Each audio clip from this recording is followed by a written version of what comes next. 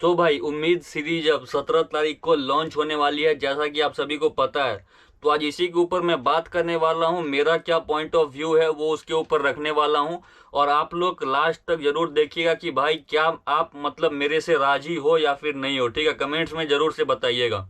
सो देखो भाई, मेन चीज ये है कि उम्मीद में आप सभी को पता है कि डेली का डेली एक एक चैप्टर होता है। ठीक है, अब क्या होता है कि किसी दिन फिजिक्स का हो गया, किसी दिन बायो का हो गया, किसी दिन केमिस्ट्री का हो गया, तो हर दिन एक एक चैप्टर। मेन इसके अंदर दिक्कत मेरे को क्या लगता है भाई कि देखो, एक चैप्टर एक दिन के अंदर, ठीक है, क्या होता है कि एक दिन के अंदर अगर आप एक चैप्टर करते हो, ठीक है भाई, स्टार्टिंग में तो आप जोश जोश में कर लेते हो कि हाँ भाई लेक्चर देख लेते हो, ठीक है, लेकिन जब उस चीज को आप याद करने आते हो, उस चीज को रिवाइज करने आते हो, तो भाई वो बहुत ही बड़ा इंफॉर्मेशन होता है। खुद ही सोचो कि भाई जो मतलब पूरा ईयर का सिलेबस में, मतलब पूरा ईयर का जो बैच होता है, उसमें जो चीज 10-10 लेक्चर, 12-12 लेक्चर में कराया जाता है, उसको एक दिन में मतलब करवाना, मतलब भाई समझ रहे हो।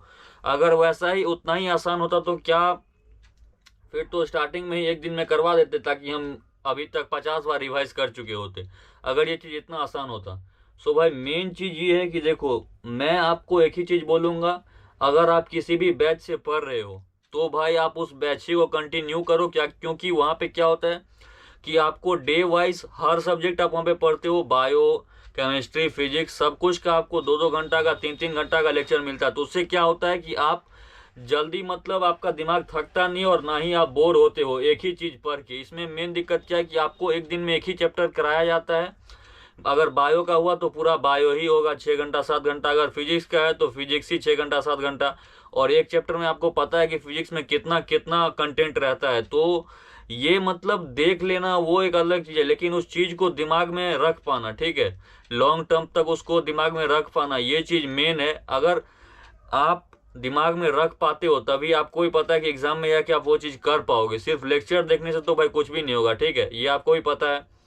तो ये सब वन शॉट सीरीज आप कर सकते हो। आपको ये मेरे हिसाब से ये पूरा फॉलो नहीं करना चाहिए। ये आपका बस जो जो चैप्टर वीक है और मतलब थोड़ा सा मतलब टाइम कम है, वो चैप्टर, मतलब कुछ सिलेक्टेड चैप्टर्स आप यहाँ से कर सकते हो, मेरे ख्याल से तो ज़्यादा बेनिफिशियल होगा। या फिर किसी को रिवाइज अगर करना है कि भाई चलो आज 5-6 घंटे का लेक्चर है, उसको 2x या 1.5x के स्पीड पे बस रिवाइज एक बार जल्दी जल्दी हो जाए। अगर कोई ये सोच रहा है कि नया से पूरा स्टार्टिंग से, मतलब अभी तक जीरो पे हूँ या 10% ही हुआ है, और भाई अभी मतलब इससे स्टार्ट करूंगा, डेली एक चैप्टर निपटाऊंगा और डेली भाई, तो भाई देखो मेन चीज ये है कि यहाँ पे आपका 6-7 घंटा का लेक्चर ही होगा, ठीक है।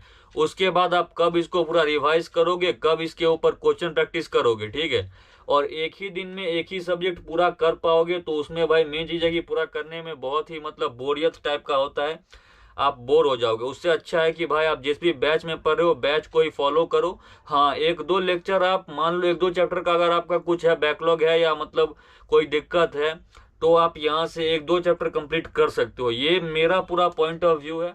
अब आपका क्या इस पे सोचना है कमेंट में जरूर बताइएगा, ठीक है। तो थैंक यू फॉर वॉचिंग, और मिलता हूँ आपसे अगली वीडियो में।